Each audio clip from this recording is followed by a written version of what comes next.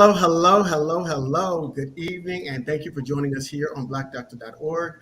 I am Ellis Dean, the Director of Digital Programming at Black Doctor, and this is September, and September is Prostate Cancer Awareness Month. Okay, so what does that mean? That means that this is the month where we really focus in and try to get people to understand the ramifications of all things prostate cancer. It is a forever, the treatments, everything that's changing. We're going to debunk some myths, right? Tonight, we're going to get rid of some of those myths. We're going to talk about some of the challenges. We've got a prostate cancer survivor on with us and talk about his journey. And then we've got two great practitioners with us this evening. They're going to give you some tips and techniques to not only get yourself safe, or maybe motivate you to go get screened. If you haven't been screened in a while, if you don't know what your PSA is, you need to know what that is immediately. You should have that on an annual basis, particularly, and also know your family history. So we're going to talk about all of that tonight. That's why we called it, You've Been Diagnosed with Prostate Cancer, Now What? A couple of things I need for you to do as we're getting into tonight's discussion. First thing I need for you to do is let us know where you're watching from. We'd like to know where people are watching us from all over the world, because we have somebody from Brazil on the last thing. So shout out to folks around the world. Number two, if you know somebody that needs this information, brother, dad, uncle, cousin, son, whatever, if you know somebody needs this information, share this on your page or tag them directly in the comments, so because we want to get this information out to as many people as possible.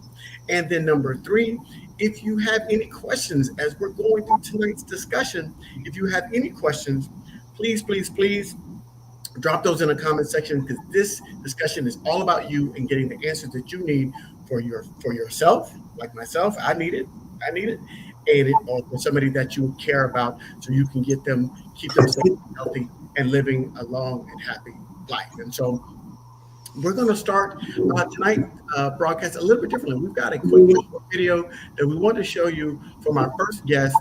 He is I would just call him a prostate warrior. He's got a bit of a troubling story, but he turned his troubles into triumphs, or as we say in the church, we had trials and tribulations, and we turned it into triumph. And so we're going to share his story tonight and how he overcame and fought his prostate cancer. And then we'll turn it to our two great practitioners to give you the tips and techniques. So let me get this video queued up for you.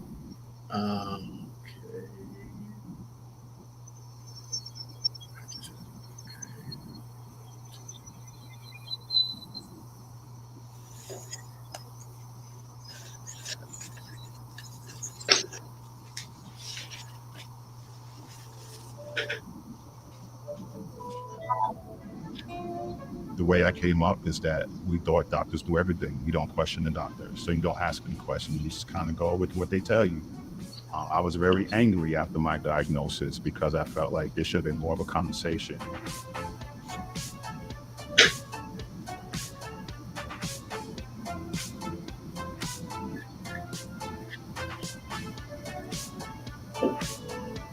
After my diagnosis, I realized that I had to have a hard conversation with my doctor. It wasn't just, we're going to just do the status quo and just go through motions, that we're going to have to build a relationship and a rapport. And it was my responsibility as well to ask questions when I didn't know or didn't have an idea or explain to me. Learn more about prostate cancer and hear how other patients approached shared decision-making as they share their stories through our We're Not Gonna Take It campaign at zerocancer.org/WNGTI. All right. And so the man that you see on the screen that was just on that video is Mr. David Moffat. Welcome, David, and thank you for joining us. Yes, good evening. How are you gentlemen doing? Thank you for having me.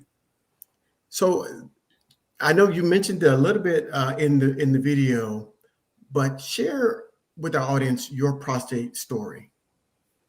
Yes, I was diagnosed in 2019 at 51 years old. I thought I was pretty healthy for the most part, and I was getting my annual physicals, checkups, and shortly after that, I had a phone call from my doctor's office, my primary care physician, and somebody I didn't know called me and said, "Hey, your PSA levels are elevated. You need to go see a urologist."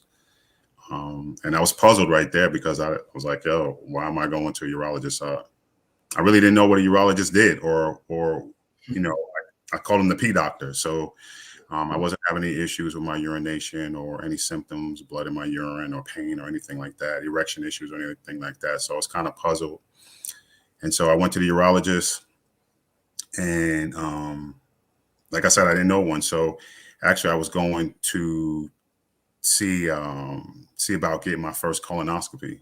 And I asked him, the GI doctor, do you know a good urologist? And he pointed me over in the direction. And basically I was just looking at where they went to school, and what school stood out at me. And that first urologist was a young guy.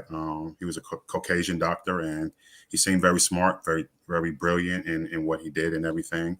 And he did another physical exam, digital exam. And to be honest, I've had, the digital exams in my, annual physicals, but this one was more in detail, like probably like 30, 35 seconds, 45 seconds.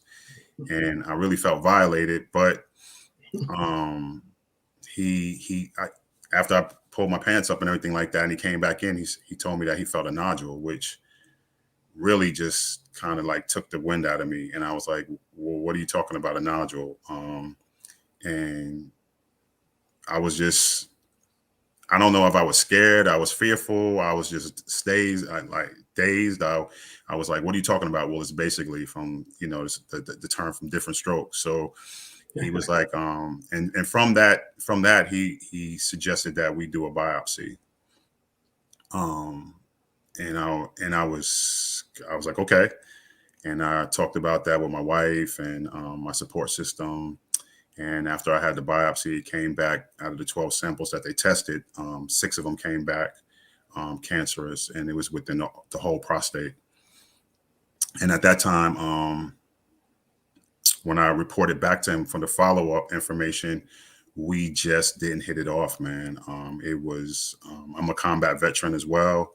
I have PTSD, and he spoke to me in a way that was demeaning, like he was belittling me, and that was just from my perspective. So that's how I took it. We really didn't get along, and I felt like he was talking to me like I was just a number, and basically not my story. And I just was getting agitated the more he spoke. And I almost walked out of the office, and just anger and just disbelief. And he stopped. He was calling my name, and he stopped me, and he's like, "Mr. Moffitt, please, please, please, can you see one of my other colleagues?" And just as I was about to walk out the door, I just heard this voice, and I tell this, I believe it was the Lord, man, that just told me to stop and just at least listen to what he had to say. And he walked me into the lobby and got me to the registration desk, and he told the ladies at the registration desk that he needs to see another physician, another urologist. And that other urologist that he put me in contact with ended up being my my go-to. Like he became my friend, my family, he was a godsend. And I'm just thankful that in that moment, in my anger and in my frustration and in my fear, that I was able to listen and seek that guidance. Dr. Novapar he said, "I'm going to treat you like my family member, no different." And he explained a lot of things to me. And there was no question. Spouse could come to my appointments, which my wife did. Mother, sister, children, if they decided they wanted to come to my appointments. And he really built that confidence and that belief in the process. So just to fast forward, I ended up having surgery. But in my story, what was really one of the crux of the devastating parts for me is that there was a history in my family, which I didn't know. My father, my grandfather, and my stepfather had prostate cancer, and none of them talked to me about that. And so in my journey, trying to figure those pieces out in my family history, it was very devastating because they're all deceased now, and I couldn't have a conversation. I believe the blessing is that I had a conversation with my sister, and she's like, "Hey, you broke that stronghold. You broke that thing that the men in our family couldn't talk about." And the thing about it, that the women in our family knew about their stories. So it always used to make me feel like, what did they feel less of a man, or what we hear in a lot of the stories, my manhood or my value, or I'm not a man anymore, or the different things that men that feel in their fear or their discouragement of themselves, or how they see themselves or view themselves. And so I'm just thankful, man.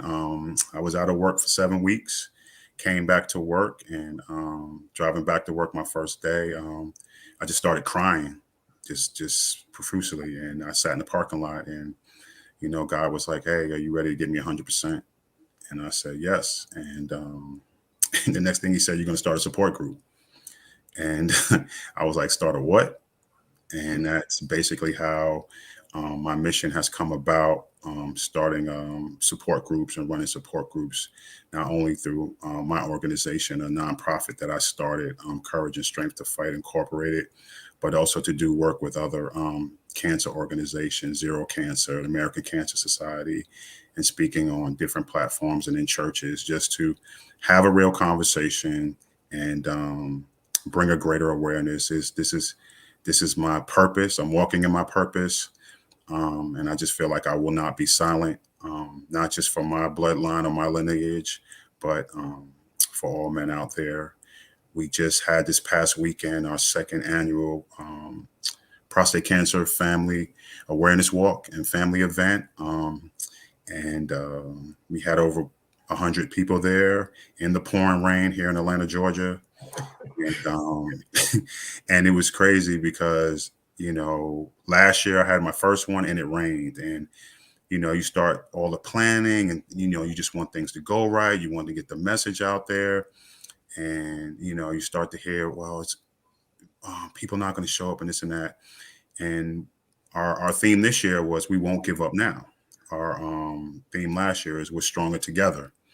But when I was on the stage and I was talking to the guest, I was like, "Look, this rain is happy tears from the brothers we lost to prostate cancer. They're happy tears because we're now down here doing the work that needed to be done. So men can get screened and know their family history and go to the doctor and break some of those stigmas. And from just myself and learning in my experience, self-advocating for yourself and starting to ask those questions, which was one of my issues, which I never did, as a young man. So now I'm educating my son and my nephews and even my daughters, and even having a little conversation I have to have with my grandchildren. But the greatest lesson I've learned in this and everything I've done in my life is really, for men, our greatest strength is in our vulnerabilities. So I think if we're able to be vulnerable in those spaces and notice it's okay to be fearful, it's okay to not know. And I believe that allows us to get the support and be able to navigate in a way that we can do better as far as facing this disease. Well, you face it in a way, and like I said at the top, you've turned what could have been a tragedy into a triumph. And so, thank you again for sharing your story with us this evening. And I was remiss; I forgot to invite my special guest to announce our special guest, and that's Dr. Dude Langford. You've seen his face on here before. He has been a great partner with BDO. He's a urologist in the Northern California area. And so thank you for joining us. Then we're introducing you to Dr. Evan Posadas. He is on loan from us, from our friends, our partnership at Cedar Sinai. And I've heard such great things about you, Dr. Posadas. So thank you for being able to pivot and join us this evening. So thank you both. I saw you both really. I saw some grimaces. I saw some head nods. I saw some kind of wow, expressions when David was sharing his story. So let's start with you, Dr. Langford. What was your initial reaction in hearing David's story? Thank you, Ellis. First of all, I'd like to thank BlackDoctor.org BlackDoctor.org for having me again. I really appreciate participating in this panel with all of you. And I want to start off by thanking Mr. Moffitt for sharing his story. I think that when we share our stories, it's almost like it's fellowship. It's like we learn from these things and we help each other with sort of telling our experiences so we know what to expect. And also we educate the public and educate our listeners about how things go when you go to the doctor's office sometimes and you don't get the outcome or the expectation that you would like, and how you can negotiate that situation. So I just wanted to say that first of all. Second of all, I think his experience is unfortunately very common. I think that when we go into the doctor's office, when we get evaluated and seen by different doctors, they are people, and different people have different rhythms and different ways that they communicate with others. And sometimes maybe those things don't jive. That's one point. The second point would be perhaps sometimes we as physicians, we don't read the patient who comes into the room well. I just recently had one patient who just left, who is normally the most nicest guy in the world, but he was pissed off. He had a bad attitude. And I asked him, normally you're very kind and considerate and pleasant. And he told me he had 4 or 5 people that just passed away in his family. Mm. So sometimes we don't read the room right. Sometimes we don't jive well with people. And sometimes as physicians, we don't extend that hand to make you feel safe and to give you a safe space to express yourself and to learn about your disease process. And that's what I felt from his story. Great. Dr. Posadas, you want to add on to that? Yeah, I think Dr. Langford gave some really salient points, and Mr. Moffitt, again, yours was a journey. I take the sentiment that Dr. Langford said, that it's not uncommon, but I know every man's journey is different. The circumstances, the resources that every man has is a bit different as well. And I could tell from the way you talked about your story. I was very glad to hear you had both spiritual and family support on your side, because one thing that we need to do, and I think Dr. Langford was touching on this, we got a whole person in front of us, not just a prostate, and being sensitive to those conditions, like you said, reading the room and reading the environment in which that patient lives and is dealing with this terrible news. I don't think anyone hears the word cancer and takes it lightly. It gives you a moment to pause and think about a lot of things. So having resources to help you deal with these types of issues, the struggle, the emotional struggle, comprehending the data you're getting, because you actually related a lot of very important information to us very nicely about number of cores you had involved, even the detail, that digital rectal examination. I'm going to tell you, as uncomfortable that was for you, that kind of said to me that guy actually was taking the time to really try to feel that nodule. A lot of folks, and I scold a lot of primary care docs when we talk about prostate cancer screening. They either avoid doing a rectal examination altogether. I keep telling them the only way you get good at it is by doing them. And missing things like that, to me, it's an inexpensive test. It's easy to do. It's not comfortable for the patient or the doc, but it has to be done. And that's a really important piece of information that helps to begin the counseling process about how we move forward. So as uncomfortable that was for me, I was like, okay, the guy was really trying, but when it kind of fell apart interpersonally, I think the one saving grace was he recognized that you had an important situation and said, I'm not doing it justice, and bowed out. I wish it didn't come to that, but I'm so glad that he was able to find you somebody, because these therapeutic alliances, as you spoke about, I think really become critical. Our philosophy here at Cedars is multidisciplinary team care.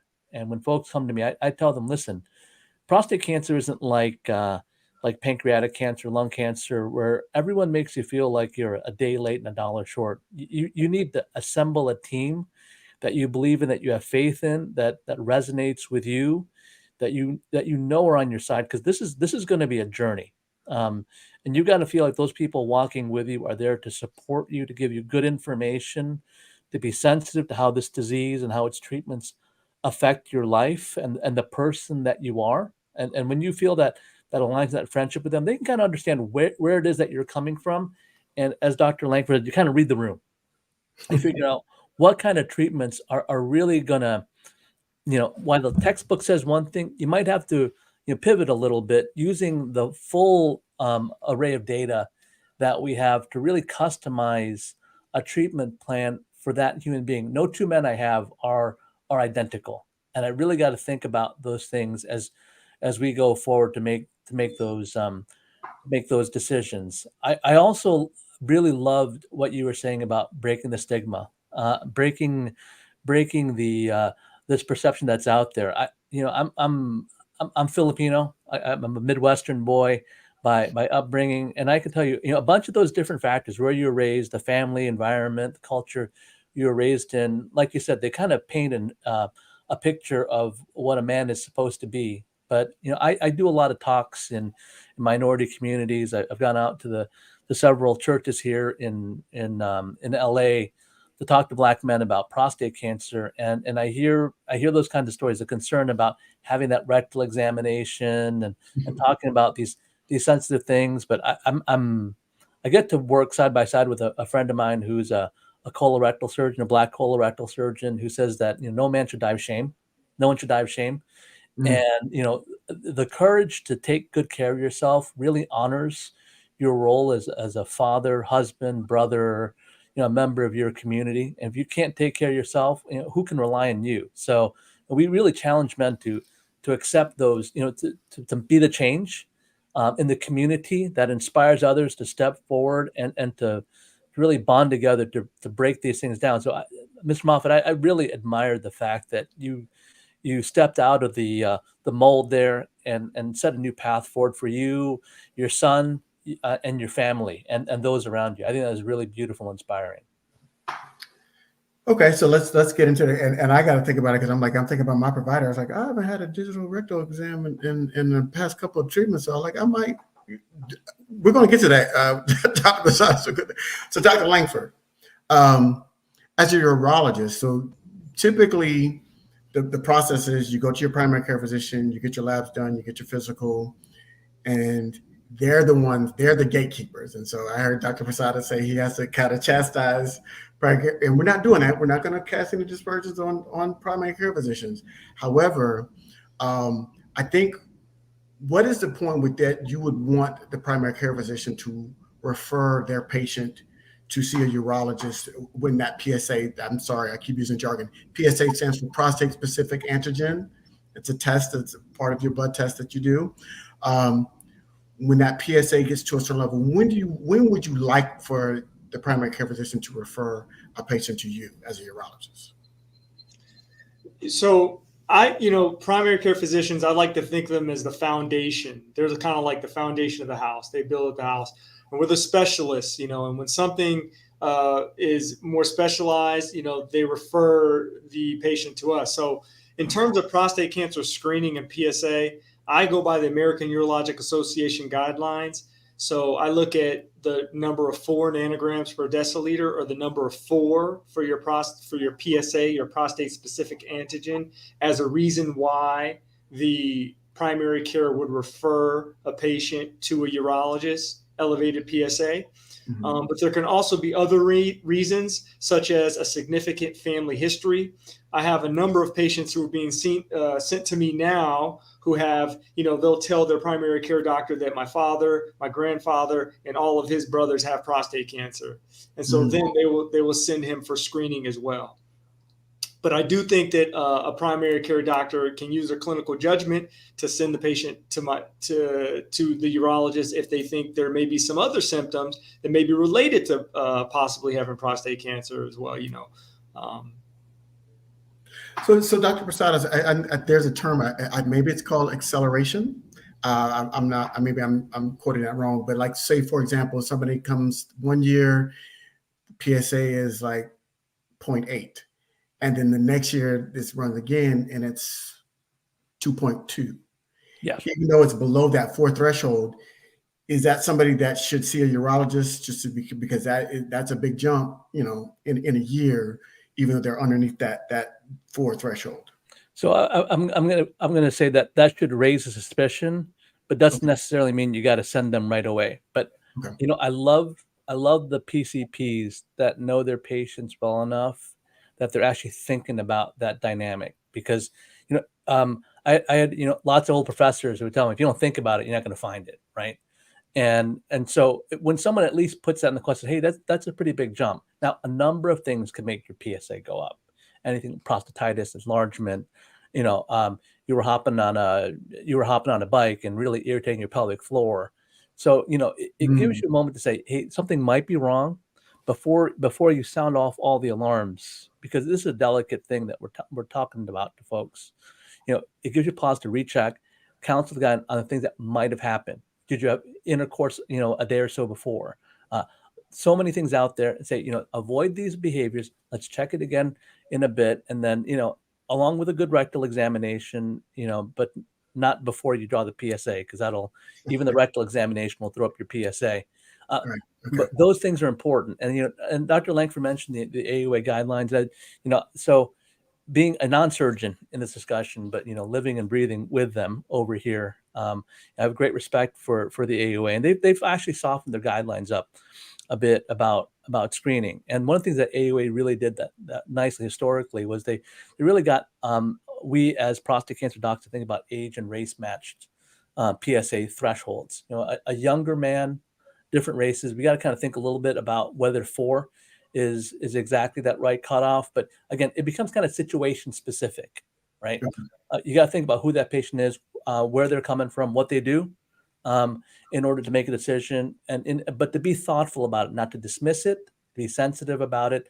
And then, when you make that referral to the urologist, you also kind of want to, a doc should be kind of, gentle about it. Mr. Moffitt, you touched on something like, it's a hard thing to navigate. You don't know how to choose a good doc. You kind of see where they came from. There is something that I always tell folks is when you deal with prostate cancer, while there are a lot of really good urologists out there, there are some that have taken extra time in their career and training, like Dr. Langford, to specialize in the cancer care. Urologists do sexual medicine, urinary stones, but there are some that are particularly well trained in taking care of cancer issues and navigating that, and really thinking about those guidelines. I'd say, when you're dealing with cancer, make sure you've got a good urologist on your side who's appropriately trained, experienced to help you navigate those subtleties. Yeah. A good question I've been told to ask is, if you're going to advocate for yourself, how many surgeries have you done in the last year, right? And so that could be kind of a screening process for you. And then, and I'm not going to give you a number, because that is up to you and your rapport with that particular surgeon. But that's a question that kind of gets that conversation going, that says, okay, how comfortable are you with in treating that this process? All right, so now we've got referral to urologist. We got the digital rectal exam. I've had them. David, I'm with you. They're not very comfortable. And I remember the surprise the first time I had one done, because he was just like, all right. And I was just coming in. Full disclosure, I have a family history. My father had prostate cancer. So I was concerned at an early age. I started at 35. I know the recommendations are different, but I was like, as a Black man with a direct family history, let me go ahead and start getting screened at 35. But I was just going in for a PSA. I was like, hey, there's a blood test. And he was like, yeah, stand up, drop your pants, and put your hands on the table. And you don't have a chance to say, wait, what? You just kind of, and there it was. And it is uncomfortable, and I'm speaking directly to the audience that's watching. It is uncomfortable, but it is, even the long one that David had to endure. And there's a fear in knowing, but there could potentially be death in not knowing. And so I'd rather deal with the fear than the fallout. And so that's the decision that you're making when you don't want to know, or you don't get that PSA, or you don't want to have that digital rectal exam. Just understand that decision could be life-threatening. So, live with a few moments of discomfort, so you can start that process early. Because research shows that if it's caught earlier, your outcomes are much better than you waiting to it getting too far advanced. All right, so Dr. Langford, they've been referred to you. PSA is over the threshold. And now what's that consultation like? The first one you say, okay, what do you offer? Is it directly, do they go straight to the biopsy, or is there something that they can do between elevated PSA and biopsy? Yeah. So, to the listeners, if you have some sort of referral for a urologist, the first thing that we're going to do is we're going to evaluate the total picture. And so what I'm going to do is I'm going to see what your risk factors are. If it's elevated PSA, what are our risk factors for prostate cancer? And also there has been some studies that shown that it's important to do biomarker testing in people of African descent or African American people. It helps understand risk a little bit better between the patient and the physician, helping them sort of educate them about their risk. And so I do risk stratification and then perhaps biomarker testing, and then we discuss if the patient, I give the option for a biopsy, or I recommend a biopsy based on that data. Okay, that's how that visit goes. So usually it's about another visit. First, they come to me with elevated PSA. We do physical exam. We do background check for family history. Then we may do an MRI of the prostate. Okay. We may repeat the PSA to confirm, verify, and validate that the PSA is actually elevated. We do the biomarker testing. Then we come back again and we discuss all of the results and the findings. And then perhaps if the data indicates that a biopsy is appropriate, then I would recommend a biopsy. And together with shared decision making, them deciding to do the biopsy as well as myself, I present to them the data, say that, a biopsy is probably what I would recommend, and then we make that decision together. And there's a lot of different subtleties, like Dr. Posadas mentioned. For every patient, there's a subtle difference, and it all depends on your scenario. It's very difficult to generalize in terms of, because sometimes, maybe you'd recommend against if it's a 90-year-old patient who has an elevated PSA and has severe heart problems. He's had 4 strokes. Perhaps you may not do as much workup. You wouldn't do as many tests. And you may discuss with shared decision making a lot sooner than doing all those tests. And then a younger person with an increased family history that has their whole life to live, a life expectancy of greater than 10 to 20 years, then perhaps I'm more aggressive when we do a lot of these further testing and recommend biopsy. So it sounds like that's what they mean when they say it's a precision medicine, right? So we're talking about making something that's more tailored and specific to that person, and understanding their whole overall situation, where you're treating the person and not the prostate. So I like that. I'm going to steal that from whoever said that earlier. I like that. Dr. Posadas, there's a good question coming in from one of the viewers. He's asking, and we touched on this earlier, but just kind of remind him, are there false positives that lead to elevated PSA levels? Yeah, I mean, elevated, there are many things that can make a PSA level go up. So, the PSA is only our way of kind of, it's an easy thing to do.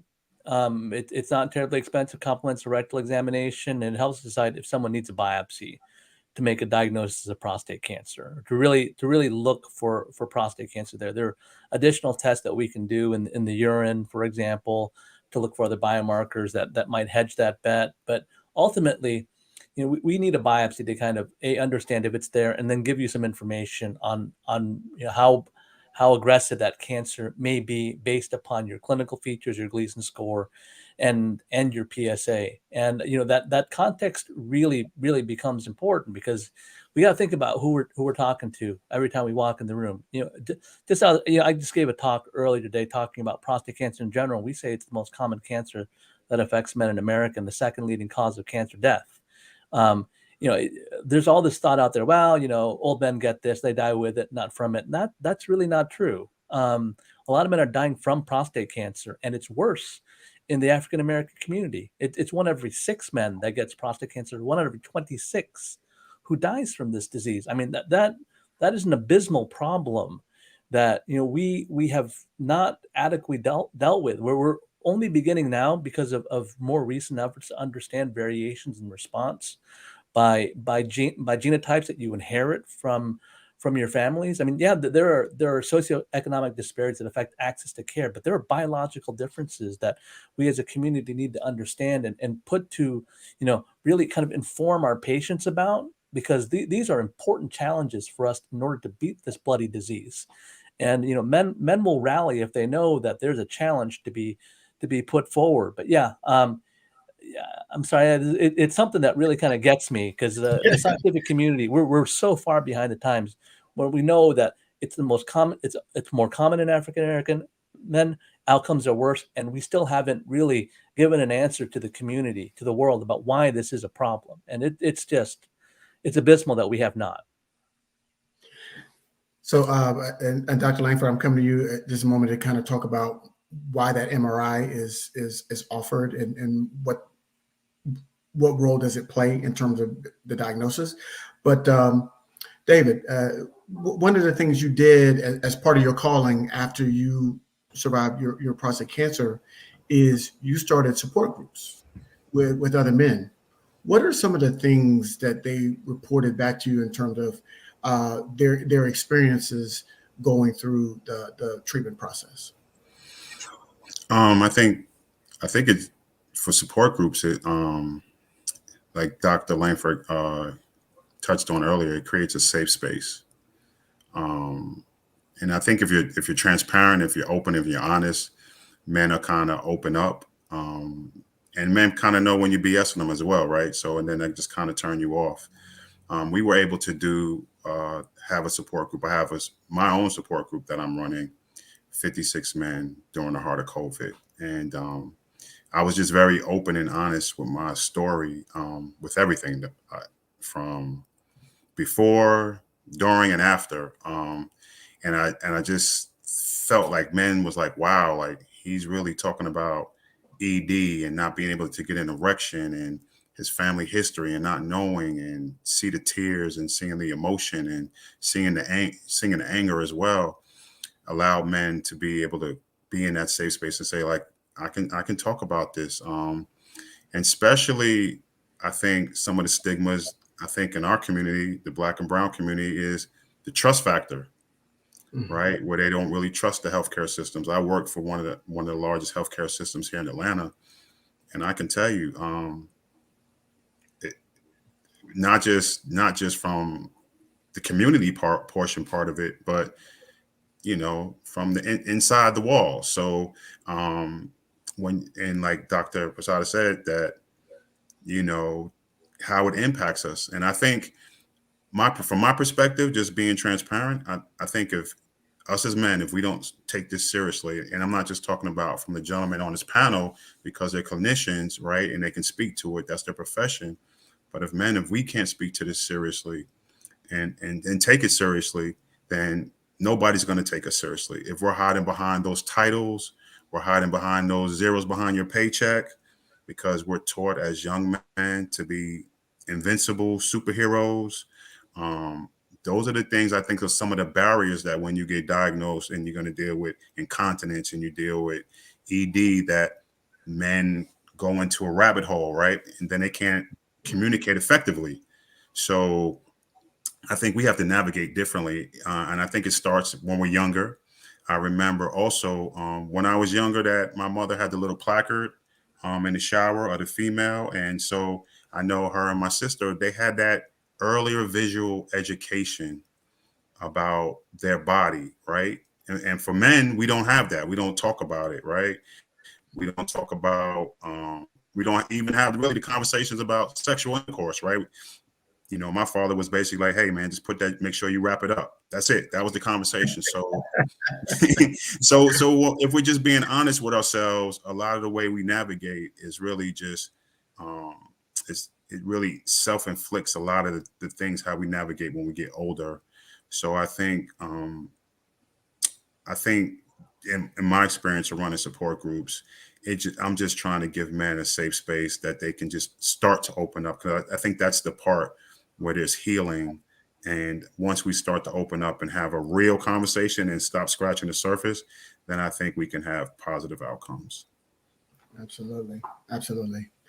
So Dr. Langford, you mentioned an MRI, and that was something that I had just recently learned because I was the old school methodology, elevated PSA, biopsy, surgery. That was it. And so like now, as we're talking about, genomic testing to get those biomarkers, we're talking about MRI. So what role does that MRI play, and how does it help you in that workup process to think about potential treatments? So the MRI usually is a imaging technology that helps us see soft tissue detail in the prostate itself. It helps us to recognize and see areas within the prostate that are suggestive of cancer. If the prostate biopsy is done after an MRI has been performed, it is presumptively clear that the biopsy will be more accurate, meaning that it may aid in the accuracy of the biopsy, so that when we biopsy the prostate, sometimes we biopsy areas, perhaps maybe we miss where the cancer is inside the prostate, if the cancer is in discrete areas within the prostate. And so the MRI aids in the biopsy of the prostate, but also it gives us some general information. It tells us if these areas that may be cancer, suggestive of cancer, are they bulging out the capsule? Are they coming outside? Has the cancer spread? Is there lymph nodes that are enlarged? All of these things aren't definitive. They don't tell us if there's cancer in the prostate definitively, but they give us a suggestion if the cancer is there. And that aids in first the biopsy itself, and then it also aids in the surgical planning eventually in the future. So in summary, the MRI imaging study helps us get a more accurate prostate biopsy, and it also helps us pre-planning for surgery. So Dr. Posadas, all right, we've heard that term. We keep hearing this term, biopsy. What is it, and why is it necessary to even determine what the next steps are? Yeah, a biopsy is the way that we get some tissue where we can tell you exactly what's going on. These are small strips of tissue. And, I think Mr. Moffitt kind of put it nicely, because we don't do it once. We unfortunately got to take a sampling, but it has to be done, because one thing that we've learned about prostate cancer is it's often multifocal.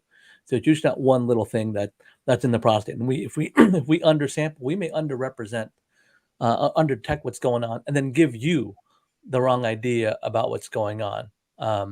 So when we try to do a nice sampling around, but in areas where there's an MRI suspicious looking lesion, yeah, we may oversample to make sure that we really get what's most suspicious, well represented in that biopsy, again, to help with that shared decision making. You want to know what you're up against. The way to help you help yourself is by giving you the best information that we can. The last thing any man wants to hear is we got to go back in and get another biopsy, right? Right. So if we're going to do it the first time, we do it right. We get you the information that you need, and then as Dr. Langford said, this time we kind of sit down and kind of go over the risks and benefits about where you are, going over what the MRI says, what the biopsy says, because that, along with your PSA and the size of what it is that we're dealing with, kind of gives us the ability to look at the historic experience and try to make some projections based on what we know. Understanding every man, every situation's a little bit different, but guys need to have a sense about where they are on that spectrum in order to make informed decisions. And that's our obligation, to give our patients good information so that shared decision-making process is really shared.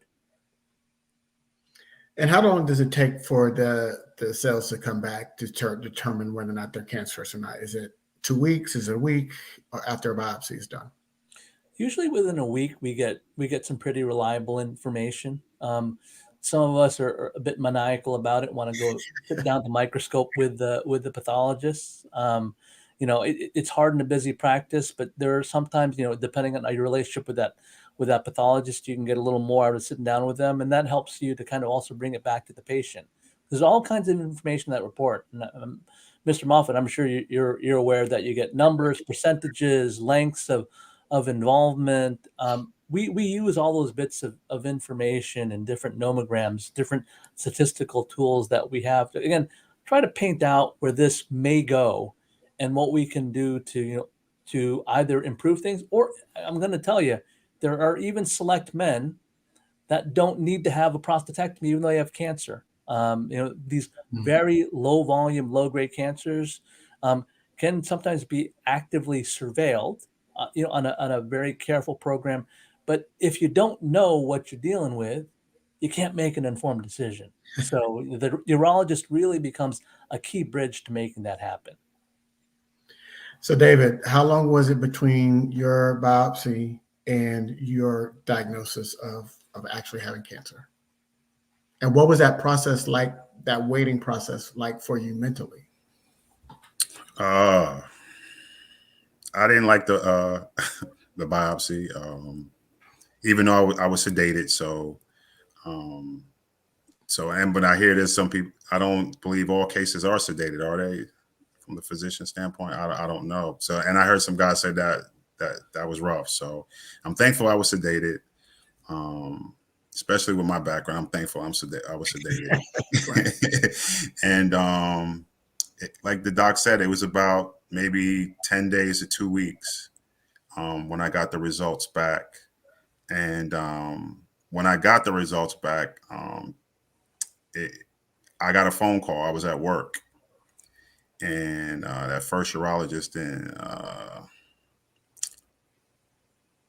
it just wasn't good. He didn't ask me if I could talk, if I was in a good space, quiet space. I was in a lobby full of people, and I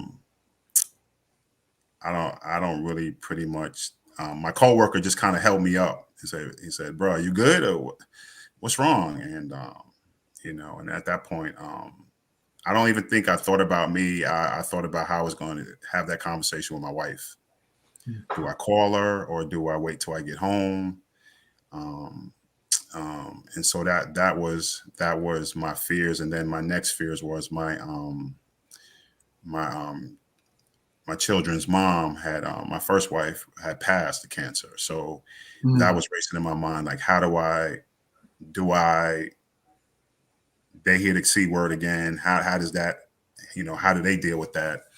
So I think those were the things that were on my mind at the time when I got the diagnosis. Wow. So I'm asking that, and for the audience, I'm asking that because we're here and we're talking about that diagnosis process, and so Dr. Langford and Dr. Posadas are doing a great job talking about all of the steps.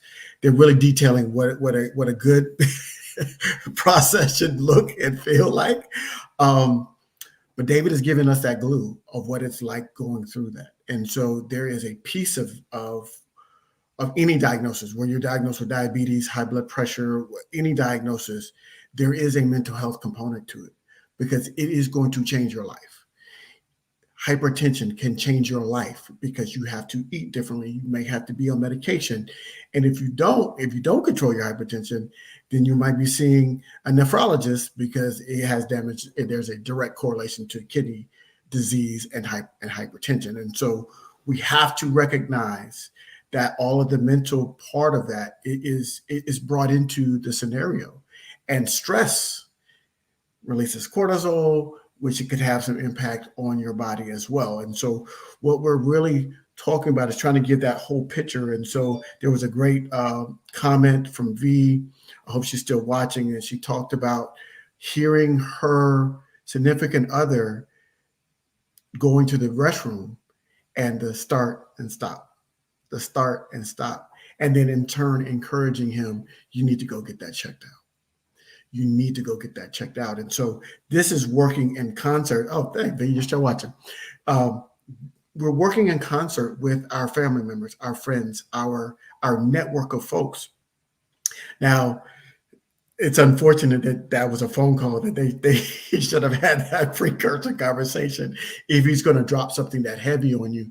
And so, but that's what we're talking about is that mental health process, because telling somebody that can be life threatening, you kind of need to be in a safe space, right? And like you were talking about with your groups, you got to give them a safe space. And so, again, thank you for sharing, because we're hearing what should happen and what should not happen, and we're going to put that together and to put together a clear picture for you going forward. All right, so we're going down that line. So, Dr. Langford got the biopsy. It's coming back. It's cancerous. We've already heard what a bad conversation sounds like. Give us, we don't have to talk about the conversation that you have with the patient, but what are the conversations in terms of treatment options? Because we know that surgery is typically that just remove the whole prostate, get it out of the way. That's what my father did. He just had it removed. But there's other active surveillance, there's some medication, there's radiation, there's a lot of different things. So what are those options available to men, or to, if there's women watching, that they can share with their partner to say, you just don't know that removed, talk to your doctor about this and that. So what are the options that are available? Well, first, let me just say this, David, my heart goes out to you. That's ridiculous. You're in the middle of work. Someone's trying to explain to you about cancer. Your mind is going 1,000 miles a minute. You didn't have time to process that. I always advocate for all, if there's any physicians listening, cancer doctors listening, that we, create that safe space. We give that time. I request to see patients who are diagnosed with prostate cancer in person, because I have had that experience in the past, earlier in my career, trying to have this conversation over the phone. And the difficult thing over the phone is you can't read the body language. You don't know how that patient's taking it. There's been many times where I've started to discuss it and I see the patient crying. So then I take a pause, change the subject, or prepare them for the subject. I also request that a family member or a significant other be with the patient at the time, for support.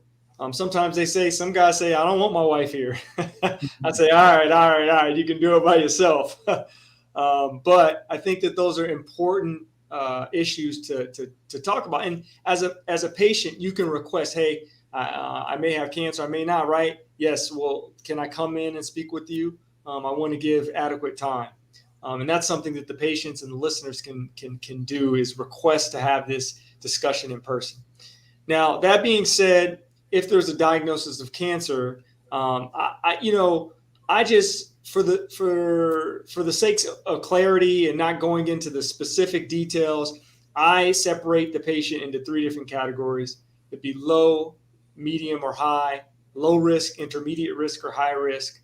And those are going to tailor my conversation about treatment options. Okay. If we look at globally, the treatment options on the table would be, number 1, active surveillance. That is sort of, you have prostate cancer, but it's likely low risk or very, very low risk. So you're going to watch the PSAs, you're going to watch the cancer for a prescribed period of time. If there's a change if the cancer progresses, i.e. more cancer in a prostate biopsy specimen, or it turns from low risk to intermediate risk, then you're going to selectively intervene with a treatment. Definitive treatments would be 2 different options: radiation therapy or surgery. Surgery to remove the prostate. There's different kinds of surgeries to remove the prostate, but it would be surgery to remove the prostate.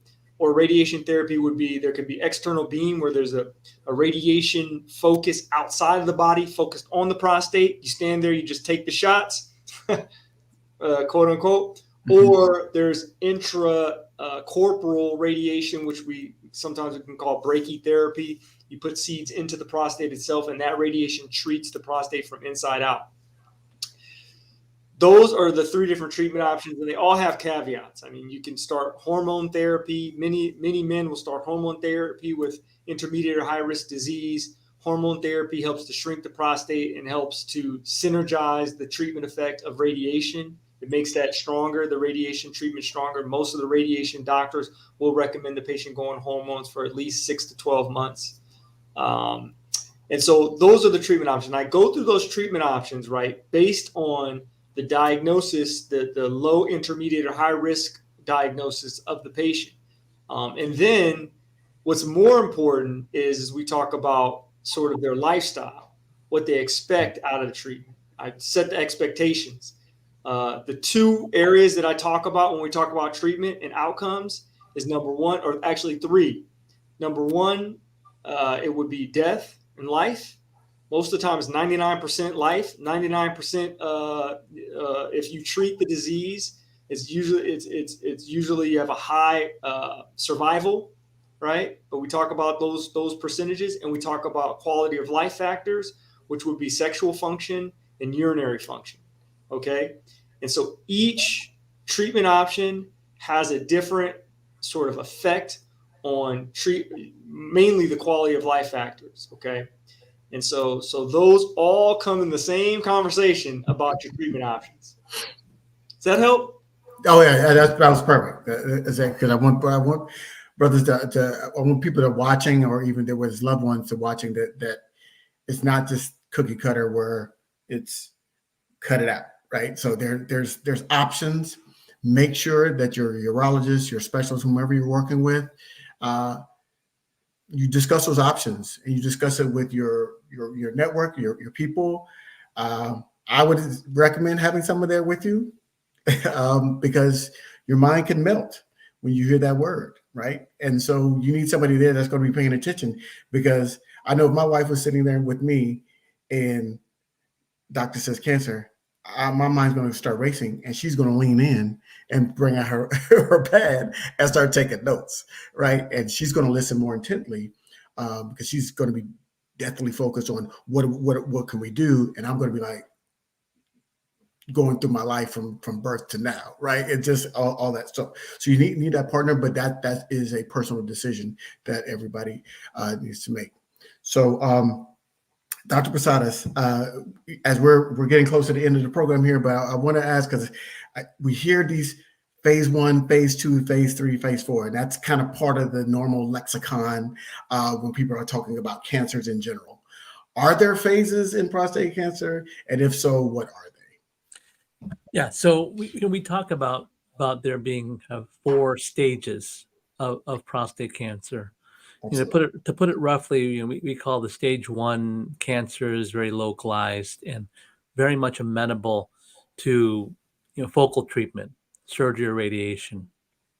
When we start talking about stage 4 cancers, we're talking about cancers that have really gotten outside of the prostate and are starting to spread in the body, and that kind of moves us away from focal treatments into the more medical or systemic therapies that we use to treat cancer that we can see, or even cancer we suspect might be outside that we can't detect.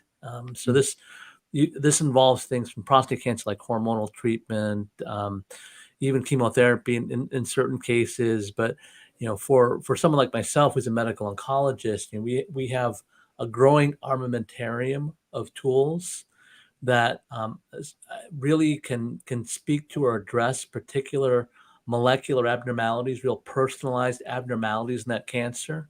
We look at not just at the fact that man has cancer, we kind of literally pop open the hood, look at the genetic makeup of the disease, and begin treating those DNA, molecular drivers, those little bits of the engine that make it go, so that we kind of get the weak spots of the cancer, and we really can improve outcome by doing these things. But it's that knowledge is power type thing. People will often ask that question because there's an underlying concern, and I think Dr. Langford right in the head. Death is the first thing that kind of enters the mind when you hear the word cancer. Yep. I really try to emphasize the fact when I talk to folks, whether it's early or late stage disease, that this is a cancer that has a long natural history.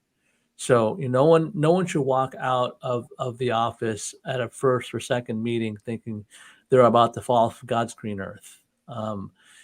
For the most part, this is something that we can do something about, and we can really alter the trajectory of this disease to address quality of life, to let a man fulfill his obligations to his family, to his community, to his workers. I mean, this is really we got to keep hope alive in this. And that I always worry about that when folks start hearing the word cancer, is that shutdown. And so Mr. Dean, like you said, having whether it's your wife, a trusted confidant, friend, pastor, someone that can support you as you're hearing these things. Someone's got to hear that sound of hope and keep it echoing in your head, because it's the hardest thing when that word cancer is not just theoretical, it's you. But when a man loses hope, I mean, we're rolling a boulder up the hill. But a man who's ready to as Mr. Moffat's group says, have the courage and strength to fight. I mean, then we start talking about winning the war and claiming life back from cancer. And that's what we can do. All right, so we're at the top of the time, but I'm going to end with this great comment that just came in from Rebecca. She said her husband is 1 year cancer free. He had a combination treatment. He took Trelstar and Casadec medication. I don't know what that is, but I'm sure y'all do. And had seeds placed in 6 weeks of radiation. So I guess that's one of the therapies that Dr. Langford was talking about. So congratulations to you, Rebecca, and your husband. Thank you for being here with us and sharing with us. And I want to just, hope was the word that Dr. Posadas made. And that's why we're doing this. As I mentioned earlier in the program, I have a family history. And once I learned that and started learning more about it, all of those fears start popping in the back of your mind. You start, really stressing about little, even slight changes, right? And so, but knowledge is power, and knowledge can bring some sense of understanding, right? And so if it does happen to develop, my last PSA was 0.4, so I'm in a good space. But if it does happen to develop, these type of conversations, other types of conversations, going to BlackDoctor.org, learning more, working with the Prostate Health Education Network. There's a lot of resources out there available for men. You're not alone. Courage and strength, right? And they've got groups and things to talk to. That gives that hope, right? And understanding that it is a beatable and treatable condition, but you've got to lean in and you've got to engage. And that's most important. And the first thing you need to do is go get screened. If you cannot roll off your last PSA like I just did, you need to go get one. And understand that there's steps. And as we learned tonight, it could be elevated for a number of reasons. So if it's elevated, don't panic. Work with your provider. Maybe wait 30 days or so, come back, get it again, and see if it's still elevated. So there's a lot of things you can do, but just understand that there's a process, and it's not the end of the world, but you have to work through it, and you have to be knowledgeable and advocate for yourself or for your loved one. So I want to thank you all. Yeah, this has been fantastic. This exceeded my expectations. I knew each of you individually. I'd heard about you, Dr. Posadas, because all the emails were like, you need him on the show. And I see why they recommended you. Dr. Langford, you are always welcome. You're part of the family. You're part of BO family. You're my go-to urologist. If I need one, you're the first person that I reach out to on anything that we do. And David, again, now you're part of the family. You're here.